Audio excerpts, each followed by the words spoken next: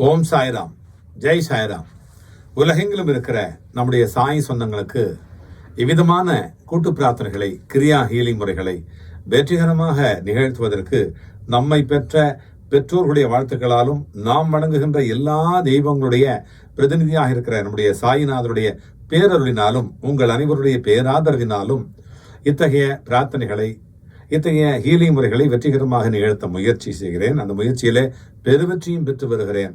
அது சாத்தியமானது சத்தியமாக சாயப்பாவாலும் உங்களாலும் என்று உணர்ந்து இன்றைக்கு ஒரு நல்ல ஒரு முக்கியமான நடந்த நிகழ்ச்சியை நான் உங்களுக்கு சொல்ல போறேன். ஒரு அன்பர், அவர் நம்ம பிரார்த்தனை கோபுரத்துக்கு நேராக வந்தார் அப்படின்னா, இங்கே வண்டலூர் பக்கத்தில் குடுவாஞ்சேரியிலேருந்து வரல. அவர் வந்தது மலேசியாவிலேருந்து புறப்பட்டு வந்துட்டார். அவ்வளோ நம்பிக்கை நம்ம வழித்துணை பாபா மேல. ஏன்னா வழி கொடுப்பார் பாபா, கண்டிப்பாக வழி கொடுப்பார். சீரடியில் மட்டும் இல்லை, வண்டலூர்ல இருக்கிறாரு, மலேசியாவில் இருக்கிறார், எங்குமே உலகம் முழுக்க நம்பினவங்களுக்கு நேராக போயிடுவார் அப்படிங்கிறது நிச்சயம். இப்போ இந்த சப்ஜெக்டுக்கு நான் வர்றேன். இதை கடைசி வரைக்கும் பாருங்க. இதில் பார்க்குறவங்களுக்கு உங்களுக்கு கூட ஏதாவது இந்த மாதிரி ஒரு நெருடல் இருக்கலாம், இந்த மாதிரி ஒரு பிரார்த்தனை இருக்கலாம், இந்த மாதிரி ஒரு அவலம் இருக்கலாம். அவங்க இந்த கமெண்ட் பாக்ஸில் போடுங்க. உங்களுக்கு தேவையான தனிப்பட்ட முறையில் ஒரு மந்திரத்தை உங்களுக்கு நான் அனுப்பிச்சு இதிலிருந்து மீண்டு வர்றதுக்கு ஒரு நல்ல சாயப்பாவுடைய துணை உங்களுக்கு கிடைக்கும் அப்படிங்கிறத நான் உங்களுக்கு நம்பிக்கையோடு நான் ஷேர் பண்ணுறேன். அப்பாவுடைய பக்தர்களே, இன்னைக்கு உங்கள்கிட்ட நான் சொல்ல போகிற ஒரு நல்ல ஒரு அனுபவம், நடந்த அனுபவம். இந்த குடும்பத்துடைய இந்த உறுப்பினர்களில் பிள்ளைகளுடைய கல்வி, அவங்களுடைய ஒழுக்கம் அப்படிங்கிறது ரொம்ப முக்கியமான ஒரு விஷயம்.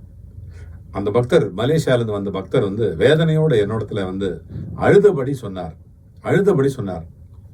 எப்பவும் சண்டை சச்சரவு, எப்பவுமே எங்கள் வீட்டில் அமைதியே இல்லை, மனதில் அமைதியே இல்லை, வாழ்க்கை முழுவதும் குழப்பமாக போச்சு. பாபா எங்களை காப்பாற்றணும் அப்படின்னு ரொம்ப ரொம்ப என்கிட்ட வேதனையாக சொன்னார். அவர் வேதனை என்னன்னா, அவருடைய குரல் கண்ணீரால நனைஞ்சிருந்தது.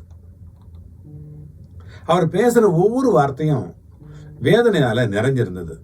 அந்த உடைஞ்ச மன குரலை பாபா ஒருபொழுதும், அந்த உடைஞ்சு போன அந்த மன குமுறல் இருக்கு இல்லையா, அந்த குரல், அதை பாபா ஒருபொழுதும் புறக்கணிக்கிறதே இல்லை அப்படிங்கிறத நான் இந்த நிகழ்ச்சியின் மூலமா நான் தெரிஞ்சுக்கிட்டேன்.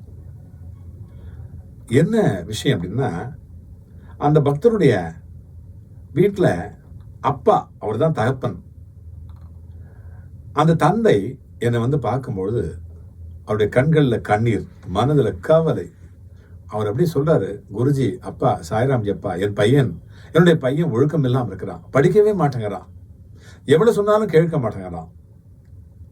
பள்ளிக்கூடத்துக்கு அனுப்பி போனால் அங்கே போயிட்டு இருந்துட்டு சாயங்காலத்தில் எல்லாரும் பள்ளிக்கூடத்து எல்லா மாணவர்களும் பள்ளிக்கூடத்துக்கு போயிட்டு திருப்பி ரிட்டர்ன் வர்ற மாதிரி அந்த நேரம் பார்த்து கரெக்டாக வீட்டுக்கு வர்றான். அவன் பள்ளிக்கூடம் தான் போயிட்டு வந்தான் அப்படிங்கிறத நாங்கள் நம்புகிறோம். ஆனால் கடைசி வரைக்கும் போகவே இல்லை. பல மாதங்கள் இப்படி நடந்திருக்குது. அவன் ஒழுக்கம் தவறி போயிடுறான், படிக்க மாட்டேங்கிறான். அவனுடைய எதிர்கால வாழ்க்கை என்ன ஆகும்? ஒரு தந்தையா, ஒரு பெற்றோர்களாக இருந்து நாங்கள் எப்படி அவனை வழி நடத்துறது புரியவே இல்லை. என்ன சொன்னாலும் மதிக்க மாட்டேங்கிறான், எடுத்தெறிஞ்சு பேசுகிறான், அடிக்க வர்றான், இப்படிலாம் சொல்கிறாங்க. அவர் மனசு உடைஞ்சு போயிட்டார். அதுக்காகவே அங்கேருந்து டிக்கெட் போட்டு வந்தார். என் பையன் நல்ல வழியில் வளரணும், நல்லா படிக்கணும், அவன் படித்து முன்னேறணும், அவனுடைய எதிர்காலம் நல்லா இருக்கணும். இதை பாபா மட்டும்தான் காப்பாற்ற முடியும், உங்களால தான் அது செய்ய முடியும். நீங்கள் நிறைய பேரை காப்பாற்றிருக்கிறீங்கன்னு நான் கேள்விப்பட்டேன், அதனால தான் ஓடி வந்தேன் அப்படின்னு அழுதார். அவருடைய குரல் அந்த அளவுக்கு வேதனையாக இருந்தது. ஒரு தந்தை தன்னுடைய பிள்ளைக்காக இவ்வளவு அழுகிறாரு அப்படின்னா, அந்த பிரார்த்தனையை பாபா ஒருபொழுதும் புறக்கணிக்க மாட்டார். நான் அவர்கிட்ட சொன்னேன், ஏன் கவலைப்படுறீங்க? உங்க பையன் மேல பாபாவுக்கு, உங்க பையன் மேலேயும் கூட பாபாவுக்கு கருணை இருக்குது. அவன் படிக்காத மாதிரி இருக்கலாம், ஆனா பாபா அவனுடைய மனசை மாத்துவாரு. நீங்க தினமும் நம்பிக்கையோடு பாபாட்ட இதை அப்படியே பாபாட்ட ஒப்படைச்சிருங்க, சரணாகதி அடைங்க. நான் சொல்ற மந்திரத்தை சொல்லுங்க. உங்க பையனும் கூட இந்த மந்திரத்தை ஜபிச்சானா அவன் மனசு மாறி படிப்புல கவனத்தை செலுத்துவான். உங்க வீடு அமைதியா இருக்கும், உங்க மனசு சந்தோஷமா இருக்கும், அவனுடைய எதிர்காலம் சிறப்பா இருக்கும் அப்படின்னு நான் சொன்னேன். பாபா கொடுத்த மந்திரம் அவனுடைய பேர்லயே கொடுத்துருந்தாரு. நான் அடிக்கடி சொல்வேன், நீங்க ஏதாவது என்ன கேட்டீங்களன்னா, ஒரு பிரார்த்தனை பண்ணா பிரார்த்தனையும் பண்ணிட்டு அதிகாலையில பிரம்ம முகூர்த்தத்தில் பண்ணிட்டு அதையும் தாண்டி ஒரு மட்டை தேங்காய் நிறைய போடுறோம் ஒரு நாளைக்கு, அதில் உங்கள் பேரில் போட்டோம்னா அது இன்னும் சிறப்பு இல்லையா? எங்கேருந்து வேணாலும் உலகத்தில் எங்கேயோ இருந்து சொல்லக்கூடிய அந்த பிரார்த்தனைக்கு ஒரு மட்டை தேங்காய் போடுறோம். அதையும் தாண்டி மாஸ் ப்ரேயர்லையும் பிரார்த்தனை பண்ணுறோம். ஸோ அதையும் தாண்டி உங்கள் பேரில் ஸ்பெஷலாக உங்களுக்கு மட்டும் ஒரு மந்திரம், சாயப்பாவுடைய சக்தி மிகுந்த மந்திரத்தை நான் தர்றேன் இல்லையா? அந்த மாதிரி அந்த பக்தருக்கு கூட நான் சொன்னேன். அந்த மந்திரத்தை நான் உங்களுக்கு சொல்கிறேன் பாருங்களேன். நீங்கள் கூட இது சொல்லலாம். உங்கள் வீட்டில் யாருக்காவது இந்த மாதிரி ஒரு இது இருந்தாங்க, இந்த பிரச்சனை இருந்தால் சொல்லலாம். ஓம் ஸ்ரீ சாயிநாதாய நமக, புத்திம் தியோம் பிரதாய நமக, அலசியம் ச பிரமாதம் நாசய நமக, வித்யா விஞ்ஞானம் ததாய நமக, பாலக அனுகிரக கராய நமக. இதுதான் மந்திரம். ரொம்ப சிம்பிள் இல்லை? சிம்பிளான சூப்பர். நான் மறுபடியும் சொல்கிறேன்.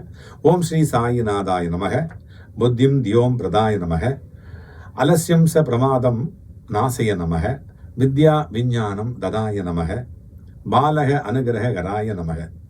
இதான் மந்திரங்க. இந்த மந்திரத்தை சொல்லிட்டு வாங்க. இது தமிழ் அர்த்தத்தை நான் சொல்கிறேன் பாருங்களேன். ஓம் ஸ்ரீ சாயிநாதரே உமக்கு வணக்கம், நல்ல புத்தியும் நல்ல சிந்தனையும் தருபவரே உங்களுக்கு வணக்கம், சோம்பேறித்தனத்தையும் கவனக்குறைவையும் அகற்றுபவரே உமக்கு வணக்கம், கல்வியையும் அறிவையும் வழங்குபவரே உங்களுக்கு வணக்கம், குழந்தைகளுக்கு அருள் புரிபவரே உங்களுக்கு வணக்கம். சரியா? இந்த மந்திரத்தை நான் அந்த அப்பா கிட்ட அந்த தகப்பனார்கிட்ட சொல்லி கொடுத்தேன்.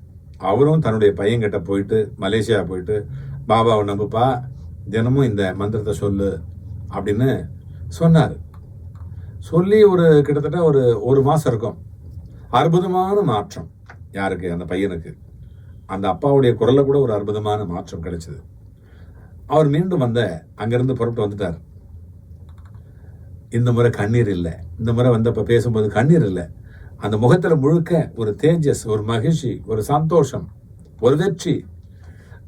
குருஜி பாபா அருள் புரிச்சு விட்டார், அருள் கொடுத்துட்டார். அருள், என் பையன் இப்போ ஒழுக்கமாக இருக்கிறான்.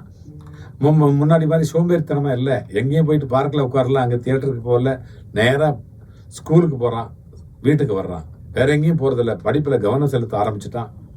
அவனுடைய மார்க்கும் நல்லா வந்திருக்குது. என் மனசு இப்போ சந்தோஷமா இருக்குதுப்பா. பாபா என்னை காப்பாத்திட்டாரு, எங்க குடும்பத்தை காப்பாத்திட்டாரு அப்படின்னு நன்றி சொன்னாரு அந்த தகப்பனார். சரியா? இந்த மாதிரி யாருக்கெல்லாம் இருக்குதோ அவங்கள கண்டிப்பா பாபா காப்பாற்றுவார். பாபா காப்பாற்றுவார். இது நிச்சயம் நடக்கும். சரியா? இன்னும் இந்த மாதிரி தேவைப்படுறவங்க என்னை தொடர்பு கொள்ளுங்க. கண்டிப்பா பாபா உங்களுக்கான ஒரு நல்ல ஒரு வெற்றியை தருவார். மீண்டும் அடுத்த ஒரு பதிவில் சந்திப்போம், சிந்திப்போம், செயல்படுவோம், வெற்றி பெறுவோம். வாழ்க வளமுடன், வளர்க நலமுடன். உங்கள் சாய்ராம்ஜி, வண்டலூர் வழித்துணை பாபா கூட்டு பிரார்த்தனை கோபுரத்திலிருந்து. ஜெய் சாய்ராம்.